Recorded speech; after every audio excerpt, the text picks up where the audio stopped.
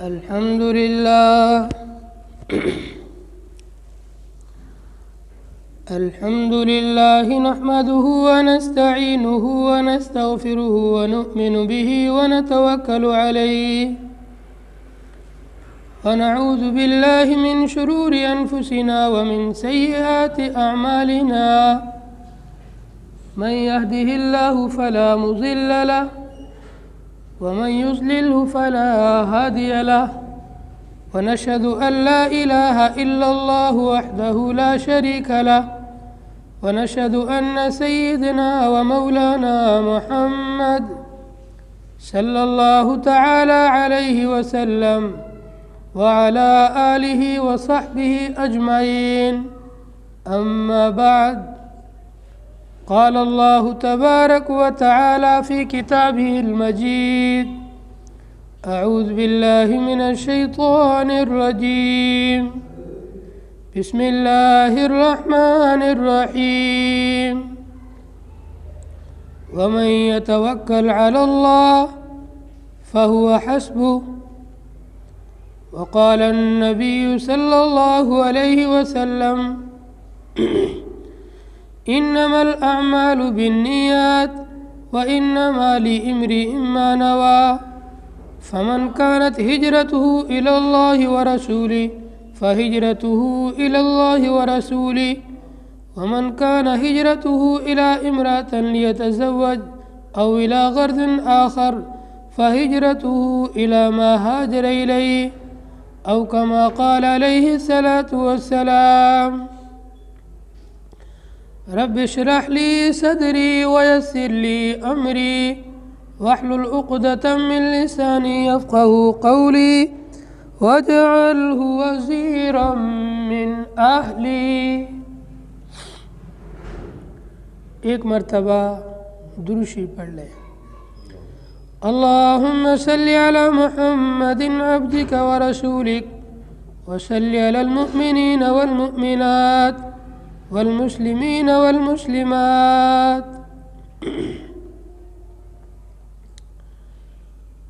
یقین محکم عمل پیہم محبت فاتح عالم. یقین محکم عمل پیہم محبت فاتح عالم.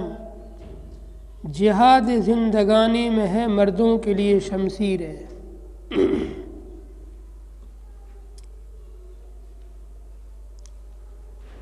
غلامی میں نہ کام آتی ہے تدبیریں نہ تقدیریں. غلامی میں نہ کام آتی ہے تقدیریں نہ تدبیریں. ہو ذوق یکی پیدا تو کٹ سکتی ہے زنجیریں.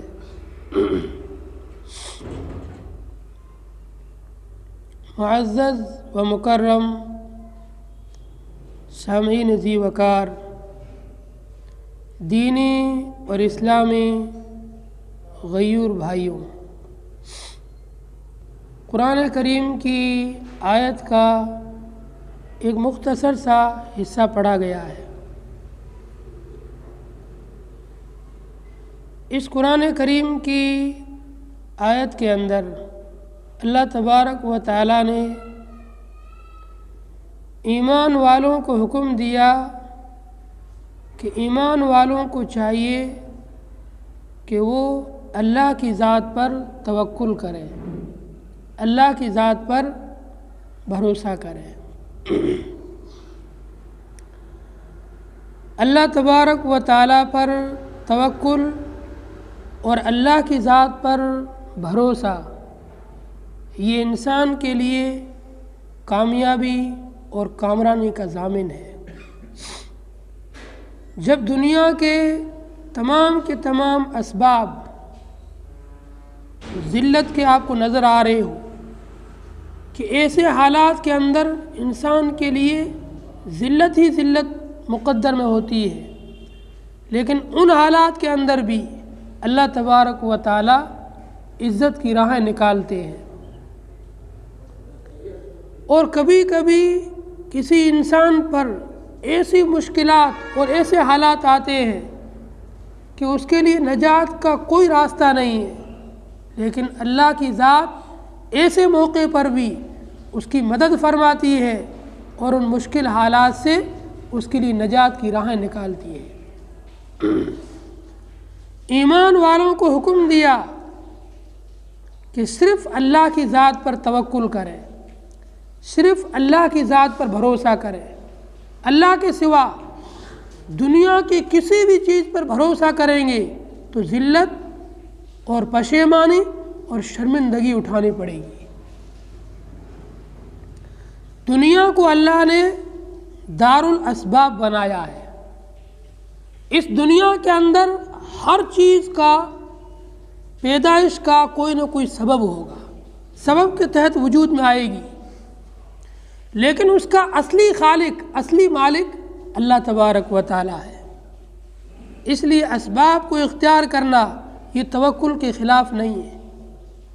اسباب اختیار کرنے کے بعد نتیجہ اللہ پر چھوڑنا یہ توکل ہے۔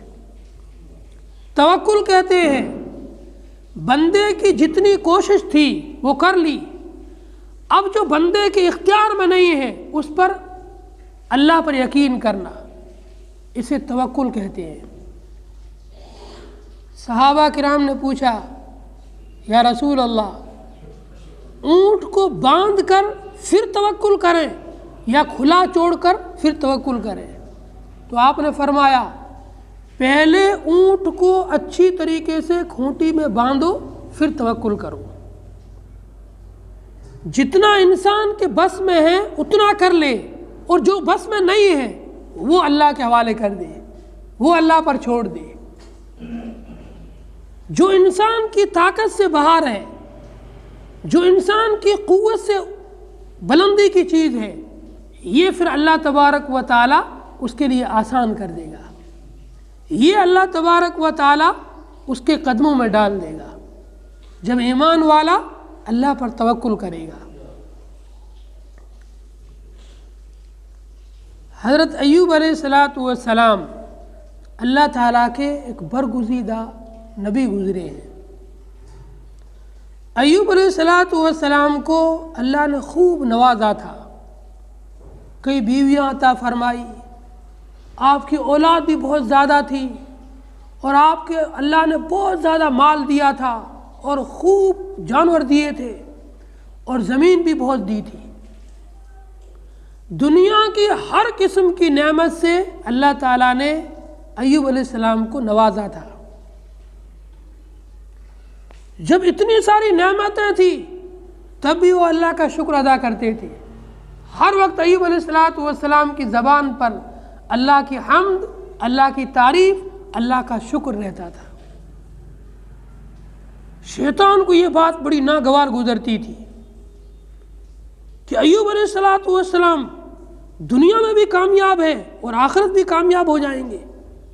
اللہ نے ان کو دنیا میں سب کچھ دے رکھا ہے اور یہ پورے دن اللہ کا ذکر کرتے رہتے ہیں، کسی طریقے سے ان کو آزمائش میں، امتحان میں ڈال کر اللہ سے دور کروں، ان کی زبان سے اللہ کی ناشکری کا کلمہ نکلواؤں گا میں۔ شیطان نے ایوب علیہ السلام کے جانوروں پر حملہ کرایا، ان کی کھیتیوں اور باغات کو جلا کر راکھ کر دیا، ان کے محلات کو زمین بوس کر دیا، دنیا کے اندر جتنا بھی ان کو ملا ہوا تھا سب مٹیا میل کر کے بالکل تنگ دست کر دیا۔ اور اس کے ساتھ ایوب علیہ السلام کی آزمائش اور امتحان کے لیے اللہ نے ان کے جسم کے اندر ایک بیماری پیدا کی، ایسی خطرناک بیماری، پورے جسم سے پھنسیاں اور پھوڑے نکلے اور پورا جسم گل کر کے کیڑے پڑ گئے، جسم کے اندر سے کیڑے نکلتے تھے، اور یہ بیماری تقریباً 18 یا 19 سال تک رہی۔ اتنا لمبا زمانہ بیماری کا۔ اس بیماری کے اندر بھی کبھی ایک لمحے کے لیے بھی ایوب علیہ السلام کی زبان پر اللہ تبارک و تعالیٰ کی ناشکری کا کلمہ نہیں آیا۔ ہر وقت شکر گزاری، یا اللہ اتنے زمانے تک آپ نے مجھے نعمتوں میں رکھا، اتنی ساری بیویاں عطا فرمائی، اتنی اولاد عطا فرمائی، اتنی صحت و تندرستی تھی، اتنے سارے میرے باغات تھے، اتنے سارے میرے پاس جانور تھے، دنیا کی ہر چیز میرے پاس موجود تھی، ہر نعمت میرے پاس موجود تھی، میں نے تیری نعمتوں سے کئی سال تک فائدہ اٹھایا، یہ چند سالوں کی اور چند دنوں کی بیماری ہے، یہ بھی تیری ذات سے امید ہے کہ کٹ جائے گی، دور ہو جائے گی۔ کبھی بھی اللہ کی ذات کا اور اللہ کی ناشکری کا کوئی زبان پر کلمہ نہیں لائے۔ شیطان بہت حیران ہوا کہ میں نے اپنی پوری کوشش کر لی، میں نے اپنی تمام صلاحیتوں کو جھونک دیا کہ ایوب کی زبان پر کوئی ناشکری کا کلمہ آئے۔ ایسے حالات کے اندر بھی جب سب کچھ ان کا چھن گیا، سب کچھ ختم ہو گیا اور بدن کے اندر کیڑے پڑ گئے ہیں، ایسے حال کے اندر بھی یہ اللہ کے شکر کر رہے ہیں، اللہ کے حمد و ثنا بیان کر رہے ہیں۔ جب شیطان ایک بزرگ کا حلیہ بنا کر کے ان کی بیوی کے پاس پہنچا اور کہنے لگا اگر تم ایک کام کرو تو تمہارے شوہر ٹھیک ہو سکتے ہیں۔ بیوی نے کہا میں شوہر کے پوچھے بغیر کچھ نہیں کر سکتی۔ جب وہ ایوب علیہ السلام کے پاس آئی، وہ بھی ایک نبی کی بیٹی تھی اور بہت پکی ایمان والی تھی، ایوب علیہ السلام سے آ کر عرض کیا آج کوئی ایسا اللہ کا ولی ملا تھا، اس نے کہا کہ اگر تم ایک کام کرو تو تمہارے شوہر ٹھیک ہو سکتے ہیں۔ ایوب علیہ السلام نے کہا وہ شیطان ہے، ان کی باتوں میں کبھی نہ آنا۔ پھر اللہ کے حضور دعا مانگی، الہی آج تک تو شیطان نے مجھے دنیاوی اعتبار سے نقصان پہنچانا چاہا، اب یہ میرے گھرانے کے ایمان پر حملہ کرنا چاہتا ہے، ایمان کا حملہ مجھے برداشت نہیں ہے، اب مجھے اس بیماری سے نجات عطا فرما، مجھے شفا اور صحت عطا فرما۔ اللہ نے ایوب علیہ السلام کو حکم دیا اے ایوب اپنی ایڑی کو زمین پر رگڑو اور زمین پر مارو۔ اب عقل کیا کہتی ہے کہ اتنے سال 18-19 سال کی پرانی بیماری ہے، ایسی خطرناک بیماری ہے، بدن میں کیڑے پڑ چکے ہیں، ایک ٹھوکر مارنے سے کیا ہوگا؟ لیکن جن کو اللہ کی ذات پر یقین ہوتا ہے، اللہ کی ذات پر توکل ہوتا ہے، اللہ کی ذات پر بھروسہ ہوتا ہے، وہ ایسے حالات کے اندر بھی مایوس نہیں ہوتے ہیں۔ حضرت ایوب علیہ السلام نے جس جگہ پر وہ پڑے ہوئے تھے اپنی ایڑی کو زمین پر مارا اور وہاں سے ایک صاف و شفاف چشمہ جاری ہوا۔ اللہ نے حکم دیا اے میرے پیارے ایوب اس چشمے کے پانی کو پیو تو تمہارے اندر کی تمام بیماری دور ہو جائے گی، اور اس سے غسل کرو تو تمہاری ظاہری کھال بھی بالکل صاف و شفاف اور پہلے جیسی اس سے بھی عمدہ ہو جائے گی۔ حضرت ایوب علیہ السلام نے اس چشمے کا پانی پیا تو اندر کی تمام کمزوری، تمام کی تمام بیماری زائل ہو کر کے جڑ سے کٹ کے ختم ہو گئی۔ اس چشمے کے پانی سے غسل کیا تو آپ کا ظاہری بدن جو پھوڑے پھنسی اور خون ہو چکا تھا، یہ سب کا سب ختم ہو کر کے بالکل تندرست، جوان اور ہٹے کٹے ہو گئے۔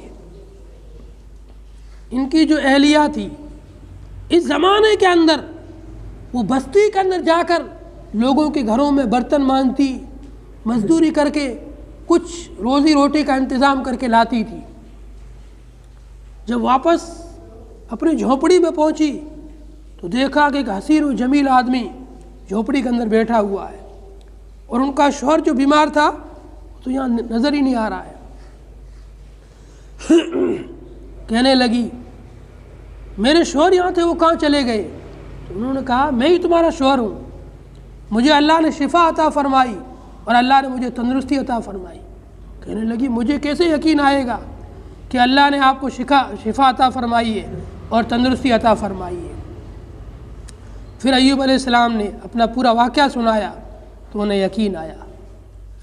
یہ انبیاء کرام کی جماعت تھی جو ہر موقع پر اللہ پر توکل، اللہ پر یقین۔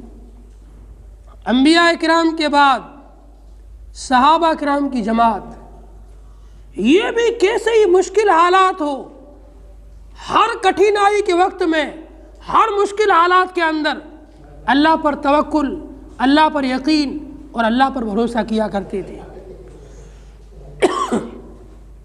حضرت عمر فاروق رضی اللہ تعالیٰ عنہ جلیل القدر صحابی ہے، خلیفہ دوم۔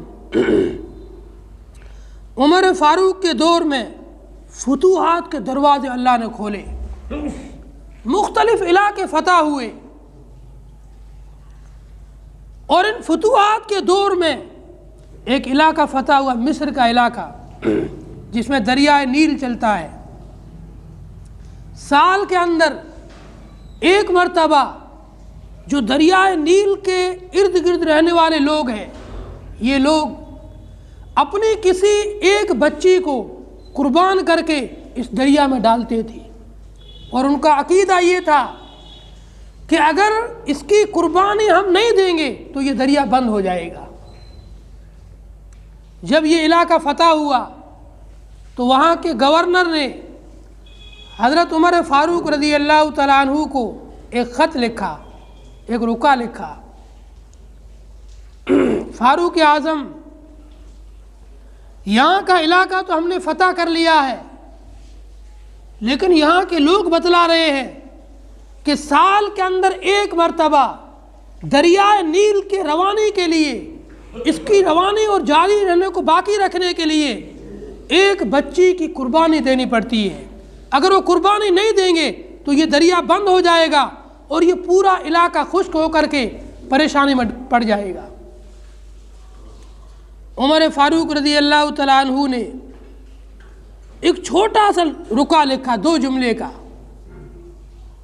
اے دریا، اگر اللہ کے حکم سے چلتا ہے تو چلتا رہے اور ہمیشہ ہمیں اس کے لیے جاری رہنا، اور اگر اللہ کے حکم کے بغیر، اللہ کے حکم کو چھوڑ کر اس قربانی کی وجہ سے اور اس نذرانے کی وجہ سے چلتا ہے تو ہمیں تیری بالکل ضرورت نہیں، آج ہی بند ہو جا۔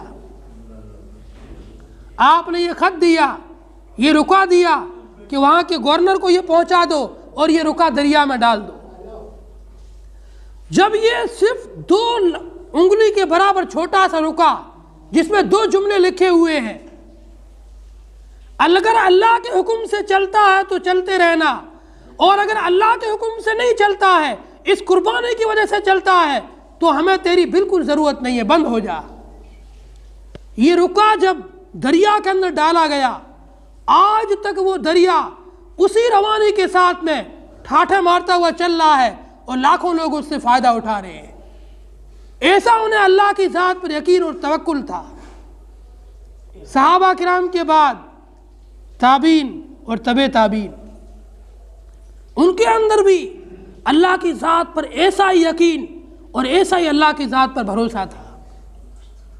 حضرت سالم ایک تابعی ہے، عمر فاروق رضی اللہ تعالیٰ عنہ کے پوتے ہیں۔ عبداللہ بن عمر، یہ حضرت عمر فاروق رضی اللہ تعالیٰ عنہ کے بیٹے ہیں عبداللہ، ان کے لڑکے ہیں حضرت سالم۔ اپنے زمانے کے بڑے پائے کے عالم تھے، بہت بڑے عالم تھے، اور لوگ مسائل پوچھنے کے لیے حضرت سالم سے رجوع کیا کرتے تھے، ان سے مسائل پوچھا کرتے تھے، ان سے احادیث میں رجوع کیا کرتے تھے، قرآن کی آیات کی تفسیر کو ان سے سمجھا کرتے تھے اور ان سے رجوع کیا کرتے تھے۔ اتنے پائے کے اونچے درجے کے عالم تھے حضرت سالم۔ ان کے دور کا جو خلیفہ تھا اس کا نام غالباً ہشام ہے، یہ بھی عمرہ کرنے کی غرض سے مکہ المکرمہ آیا۔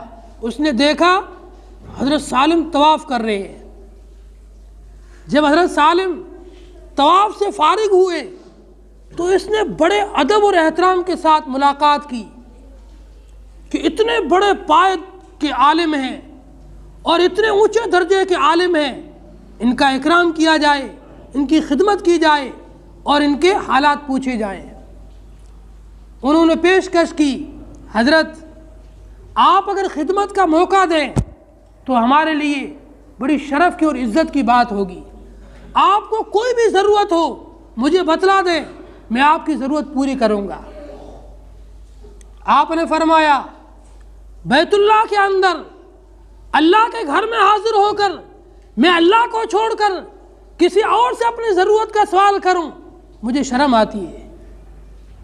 اللہ کا کعبۃ اللہ سامنے ہے، اللہ کا گھر موجود ہے، میں اللہ کے گھر میں بھی آ کر کے ایسی برکت والی جگہ میں آ کر، ایسے مقدس مقام پہ آ کر بھی اللہ کو چھوڑ کر کسی اور سے اپنی ضرورتوں کا سوال کروں، یہ تو بڑی بے غیرتی کی بات ہے۔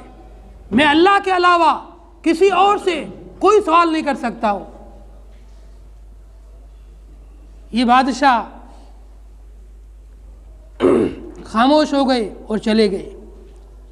بیت اللہ سے باہر پھر ایک موقع پر ان کی ملاقات ہوئی، پھر انہوں نے پیشکش کی، حضرت اگر آپ ہماری خدمت کو قبول کریں تو ہمارے لیے عزت اور شرف کا مقام ہوگا، آپ کی کوئی بھی ضرورت ہو آپ بتلا دیں، ہم اس کو پوری کر دیں گے۔ آپ نے پوچھا دنیاوی ضرورت یا دین کی ضرورت؟ بادشاہ بھی سمجھتا تھا کہ یہ اس گھرانے سے ہے جس گھرانے کے ایک خط سے اور ایک چھوٹے سے رکا سے دریائے نیل آج تک جاری ہے، جس کی پاؤں کی ایک ٹھوکر سے زمین کا زلزلہ رک گیا تھا، جس کی چادر سے آگ بجھ گئی تھی، جس کے ایک حکم سے زلزلے تھم جایا کرتے تھے، اس خاندان کا یہ چشم و چراغ ہے۔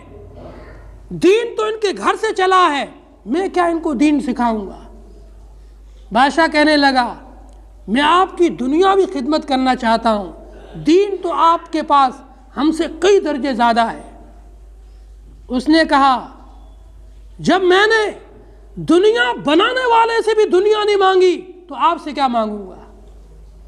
جو دنیا کو بنانے والا ہے اس سے بھی میں نے دین کو مانگا ہے، اس سے بھی میں نے علم کو مانگا ہے، اس سے بھی میں نے شرافت کو مانگا ہے، اس سے میں نے عزت کو اور مقام کو مانگا ہے، تو تم سے میں کیا دنیا مانگوں گا؟ دنیا تو ہمارے قدموں میں ہے، ہم اس کو اپنے جوتے کی نوک پر اور ٹھوکر پہ رکھتے ہیں، تم کیا ہمارے سامنے دنیا کی پیشکش کرتے ہو؟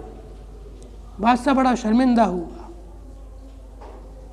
یہ سب ایمان والوں کے واقعات ہیں، اللہ پر توکل کے، اللہ پر یقین کے اور اللہ پر بھروسے کے۔ اگلے ہفتے بھی انشاءاللہ ایمان کے اوپر گفتگو ہوگی۔ اللہ تعالی ہم تمام کو ایمان کامل نصیب فرمائے اور ایمان کی دولت سے مالا مال فرمائے، صرف اللہ کی ذات سے لینے والے بنائے۔ جن لوگوں کی سنت باقی سنتیں پڑھ لو، باہر والے اندر آ جاؤ، اگلی صفوں کو پر کر لو۔